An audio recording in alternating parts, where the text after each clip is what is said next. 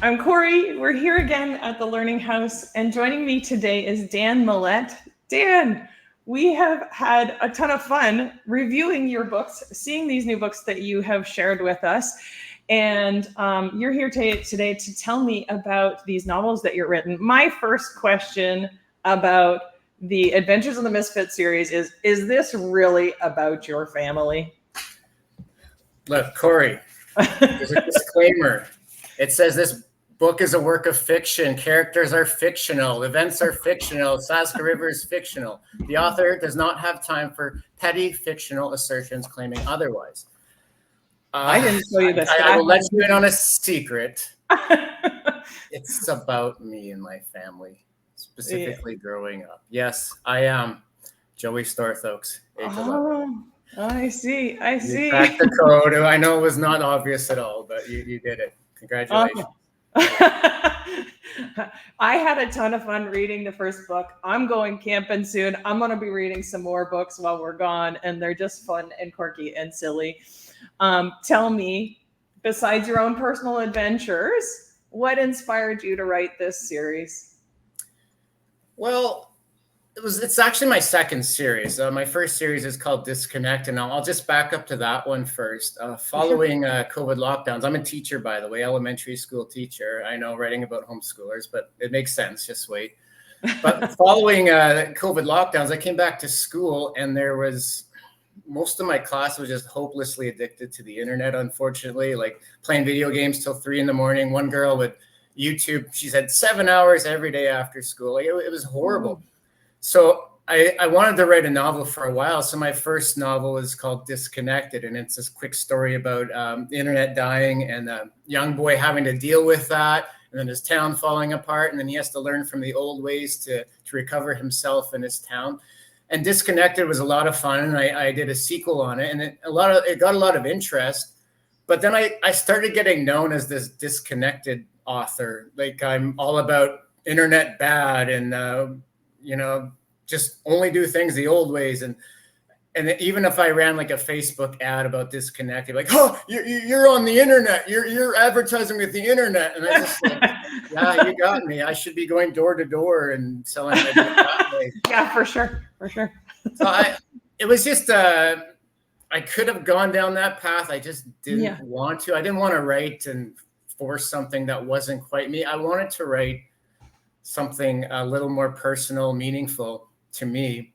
And at that time, I was heavily, and I still am heavily, into the works of Wendell Berry, his novels, Jabra Crow, Hannah Coulter. They're not for kids, they're for adults. But Wendell Berry, he writes with this fictional Port William town and these fictional characters like Andy Catlett.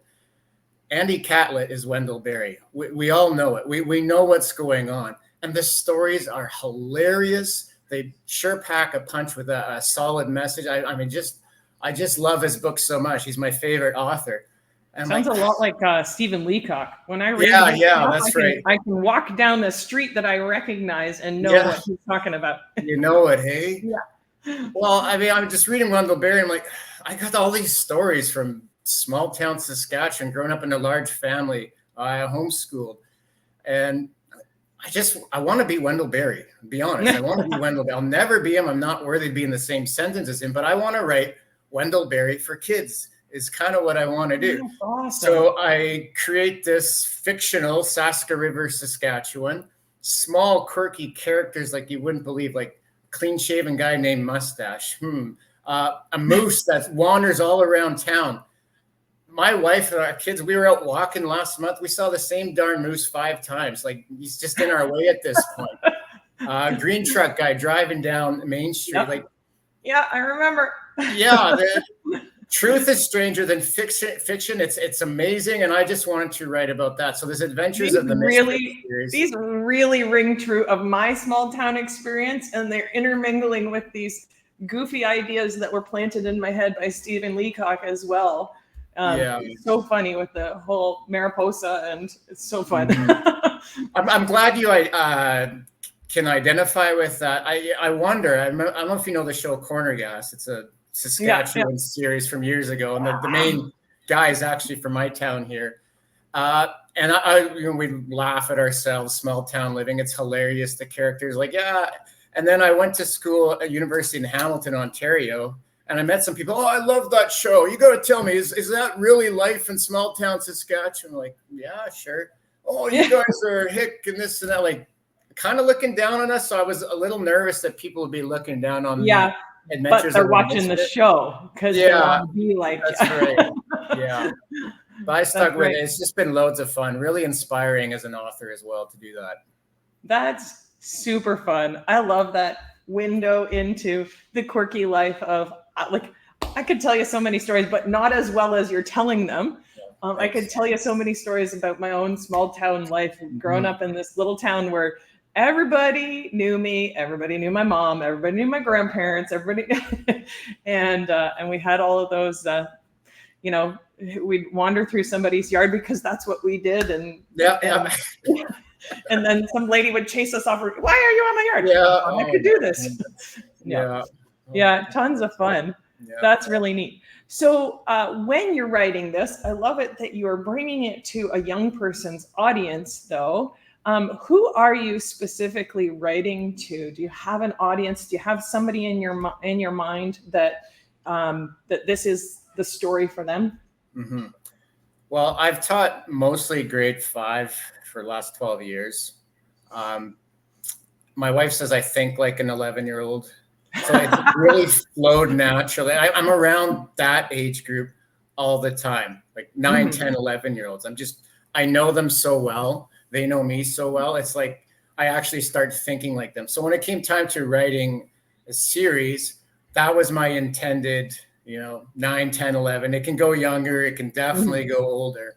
But that was my main age group. And I do have, as a teacher, my big thing is like, I'm there for the boys. I'm like the only male teacher at this school. And like, that's my thing. So when I'm writing this, it's definitely for girls.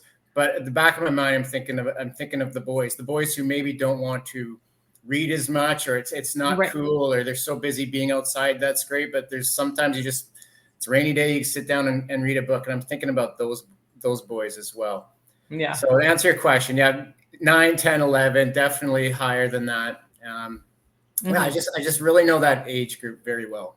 And it's such a great niche to reach into from my perspective as an educator and as a resource provider, because it's that opening up stage of I've gained fluency, and now I start to see this power of reading and how it can engage and entertain and lead me, and I can learn from it in an independent way. So I really love that emergent reader. Although you're past the emergent reader stage, you're certainly into something that I can sit down and read enjoyably, but also can be enjoyed by young men that are just past that stage of gaining fluency. So 8, 9, 10, 11, I really like that. Yeah. There was some urgency to writing these because I've seen libraries, they're trashing Little House on the Prairie. They're chucking everything. And I think our library, it's like maybe like 5 years. If it's older than 5 years, it's like on the chopping block. And that's where we're at. And like, kids need good books. I prefer, like, there's way better books than what I have out there for sure. But the libraries aren't going to be carrying them, sadly. So there's some urgency to get some quality, wholesome stories that they would enjoy now. Yeah. Talk to me about quality and wholesome stories. Like, this is something different. You're writing to an audience with a main character who is homeschooled. So why a homeschooled main character? And tell me about what you've done to sort of keep these wholesome. Yeah, wholesome. Like, I watched some of my boys, they did, like the cool hockey kid. Oh, we're going to the library. He comes back. What book do you have? And he's just like embarrassed. Oh, no, show your teacher. What do you? And I open it up, and it's like jokes about female underwear and this and that, and that's just marketed for 9, 10. It's just pathetic, and he's embarrassed. And it's in the library for our kids. That's school library. So there's really a need for wholesome, not preachy, but strong morals woven in secretly. There's definitely a need for that. Why a homeschooled main character? I have a writing, guru, mentor, and I've basically broke every rule he ever told me by writing a homeschool main character. Like, you got to go up to what's marketable and this and that. And, if you want to write just what you want to write, that's fine. You can get it to your family. They'll enjoy it, I'm sure. And that's it. But I was homeschooled growing up. What? You look so normal. I know. I got socialized afterwards. Oh, yeah. So I was homeschooled. My wife's homeschooled. Our kids come along. I'm a teacher, and I'm homeschooling my kids. And I remember talking with my director of education, and she's like, "You homeschool your kids?" I'm like, "Yeah." And she's like, "That's great. That's the director of education." So, yeah. So it's when it comes cool. Right? It was yeah. the weird thing, but we're trying hard to keep it the weird thing. Like, it is alternative. That's for right. Sure. Yeah. So it's full natural. If I'm writing about myself, I'm just going to go for it, and I'm going to write a homeschool main character. I think I have some insight into what that's like, being homeschooled, being perceived as a misfit. And you know what? You might be weird. You might not actually be weird or any weirder than anyone else in town. Yeah. Okay? I really wanted to give that insight and kind of be there for the homeschool kid as well. I mean, come on, so fun. Up. Yeah, that's so fun. And I can't tell you, like, these books have only just come into. I'm going to show you again because they're so cute. They're not cute. They're cool. They're thank you. They came into our store only in the last few months, so we've been able to take them to a few conferences. And as moms have come up and said, I got this young man, he's just starting to read. I really want to grab something that will entertain, like that will grab his attention. And I'm like, you got to see this. And these moms are so happy to get, especially moms when I've gone out west. We're in Ontario here, but when I've gone out west and I've met with moms that are moms of Saskatchewan homeschool boys, they're like, no brainer. I need this book in my house. Because it helps to normalize the abnormal. And we want to find that balance between, yes, it is good to do the alternative and be the misfit and be the one that is doing life differently, intentionally, but also feeling like there's other people who are normal, weird like me. And other people are experiencing these kinds of things as well. So that's just so refreshing. And and I know that most of the world has gotten this insight into what homeschooling is like and have become a little more familiar with homeschooling as an option. So they are interested, and it doesn't have to. That's the hope. Yeah, that's the hope. I mean, I read first book to my class this past year because I knew they were like down on homeschoolers. They didn't know I homeschooled my kids, and so I read it. And it's very subtle, homeschooling is actually kind of cool, and they loved it. Oh, that's amazing. That'd be so great. And they want me to read the next one and the next one, right? I think there's still a big struggle with, I do. I think there's still a struggle. It's with homeschooling being looked down upon. My wife was talking to someone the other day, and she's thinking of homeschooling. And she's like, I don't know, like some relatives and stuff like, well, how are you going to socialize your kids, right? That's not a very social thing to say. Like, it's a very awkward thing to say that, first of all. It's true. It is. But I mean, my experience with public school kids is there's a lot of kids who go, good morning, how are you? And they will not look you in the eye. And it's rampant everywhere. Whereas pat myself on the back, I took my son to a dealership. We're looking at a truck the other day, and the dealer's like shakes his hand, and my son's like, oh, hello. And he's 12 years old. And the dealer's like, wow, you got a grip, you're going places. My point is, the awkwardness and the stereotypes, you want your kids socialized, you just got to raise them that way. It doesn't matter if you're homeschool or public, so you still have to put in the work. And so I really want to emphasize with the books, like, you're misfit, but you're not really a misfit.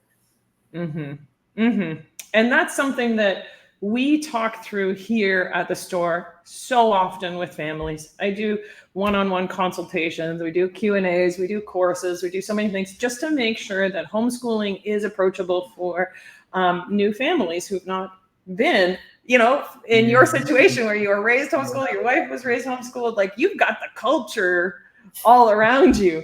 Whereas somebody like me, I graduated from public school, I went to university, and then I had this idea, and I'm like, I'm not really sure. Yeah. Because the homeschooled kids I know were kind of weird.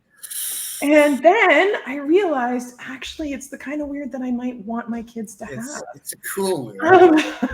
Because we choose different. And we should never throw out this idea that homeschooling is some sort of a magic bullet that's going to create the outcomes that we want, like that we're going to have a well-socialized kid that's always going to give a firm handshake, or that is going to be able to embrace all of their family's faith and traditions, that they're going to be always socially upstanding and so on. But there are opportunities for us to make deliberate choices while doing these things. And so we do make deliberate choices about how our kids are going to be socialized. And so there is that involvement in making sure that we can. So yeah, sometimes it's a cart and a horse thing, right? Yeah. Like some families homeschool because they're weird. Yeah. Some families are weird because they homeschool, and some families aren't. Like, it's okay. It takes all sorts, just like the public school system also takes all sorts. I think the one big thing in my experience when we first considered homeschooling was we came up, oh, well, what about socialization? And we were talking to a homeschooling dad who said, well, do you think that everybody at public school is normally socialized? Like, that's normal socialization? Is that okay? So then when we realized that no, kids aren't all coming out with strong social skills from a public school system, then we knew that, okay, well, we can probably contribute to their upbringing in this way. So very good. Yeah. Yeah. Tell me a little bit more about your family and homeschool experience. You've been homeschooled. You're homeschooling your kids now. Yes. My wife homeschools my kids now. She's a much better teacher than I am. We keep the good teacher at home. I went to public school through grade 6, and then grade 7, my parents, this was way back in the day when it was, a little riskier, I guess you could say. And they pulled me and some of my siblings, some of them stayed in school. And so grade 7 up at homeschool, I loved it. That just fit me. Getting your work done by 11 and up at 7 doing your work and then having the rest of the day out. I just loved it. I thrived with homeschooling. Unbeknownst to me, my lovely wife was growing up in Ontario at the time in Brantford, and she was being homeschooled as well. She went K to 12. So when it came time to, should we homeschool, you'd think it would be a slam dunk, but it was not at all a slam dunk. We thought about it and prayed about it for a long, long time, because I teach at the elementary school. How's this going to look? Why not just put them in school? But deep down, we wanted to do the homeschooling thing, at least try it. And we never look back. It was such the right decision.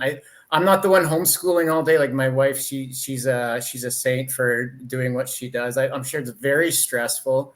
We try to do things the right way, making bread from scratch, this and that, add on homeschooling and toddlers and this and that. It's a lot of work, not to scare anybody, but it's a busy, it's a full-time job. Yeah. And I talked to many, many, many moms that are homeschooling, doing this full-time job, and also working for pay outside of the home in many different ways, or doing a lot of things that take a lot of time that is work besides this job. So it's a big commitment. It's a really big commitment for moms and for dads, for families, for sure. Yeah. Sometimes you come home from work and you open that door and who knows what's going to happen. Yeah. Oh boy. Yeah. My hubby had many days like that. Yeah. This one, she's yours. Yes. I'm gone. Gone. That was, yes. I'm going to my room. Very recent. You're just giving me shudders. Very recent memory of that. Okay. Yeah. But it's no regrets. We just love it. Yeah. Yeah. But that's parenting and that's life. And I appreciate the realness, the reality of being able to share that with other moms and dads. So thank you for sharing that. How old is your team? How old are what's the age span? 2 to 12. 2 to Five, 12. five kids. Yeah. Yeah. Uh-huh. Yeah. 2 to So you're a 12. few years behind us. My kids are 15 to 24. Oh, And that so must, I was say that must be lovely, but no, you got teenage it's years. I don't know. oh, I love the teenage years. Oh, We yeah. just, I mean, it's a roller coaster. You got to be ready to ride the roller coaster, especially with teenage girls. We love it. I was saying, I But got 4 boys, and they're just, you put them to work and they love it, right? So, yeah, our lovely girl, she's amazing, but wow, it's yeah, this yeah, drama. yeah. Yeah. It's an emotional roller coaster all the time, Yes. and when you learn to laugh through it, you can really Oh, enjoy it. good. And I'll there's have to no work on guarantee. that. Like there's Yeah. no guarantees, obviously. Uh-huh. Teenage years are not always full of bliss, but in our house with a lot of daughters, it's full of a lot of chatter. So we talk Oh, things through. okay. And now we've graduated 3 of our girls. We have one Mhm. more still at home, and it's fun to be seeing them into the next stages of university, getting married, having well, we got our first grandbaby and enjoying her, and yep. Wow, congratulations. I look up to people like you. That's just gives me Survived inspires a me to few keep years going. longer. Yeah, yeah. Yeah, and I look up to people like your parents who survived it before us. So Yeah, it's good to that's look to great. the people who've gone before and to have these stories. So Mm, I just really appreciate you bringing the stories to kids and making them approachable, making something that's just a little bit different, so that kids can explore these ideas from a strong moral and character building perspective. Not in a preachy way. I do like that about these books, that we want to bring good ideas to our kids without moralizing it all for them, so that they can sort of think through, who am I and what is a valuable thing to me. So I really enjoy that balance of wholesomeness without being preachy. And so I guess my next question would be, what's the plan for the future? What else are you going to be bringing for us? honestly, my plan right now is to survive. We are family. We're taking over my parents' acreage this summer. They're going to move into town, and there's renovations and moves. And I actually have my painting pants on right now. I'm zipping off right off, and like we're busy. So I'm very sad to say. Usually my summer is my time to get writing. This summer there'll be a little bit of a hiatus, unfortunately, but I am committed to coming back to the Misfit series. I got so many ideas I want to explore. I need to do a hunting book some point. I have so many hunting stories. Yeah. I want to do another vacation, cross Canada road trip vacation. I Yeah. want to do some more Saska River specific stories. I want to get into the schooling situation a little bit more. So I have all these ideas. They're just on a little bit of a hiatus, but I'm committed to bringing it back as soon as I can. Well, very good. Our readers have just started to see these books. We're hoping to add on your other titles as well. They're just in our review process now, and if parents need them now, they can just special order them. But we're pleased to have these, and this gives them a little bit to chew on until you come up with something else next. So yes, definitely. super fun. No, it's been really cool chatting with you, hearing your heart, hearing what brought these stories to us, Dan. And I'm glad we've met and that we've been able to connect your books with a whole new community of homeschooled families and of families that are concerned parents that are involved in their children's education. So thanks for providing these with us, and thanks for sharing your story. Oh, my pleasure. Corey, thank you for everything you've done. Thank you. Excellent.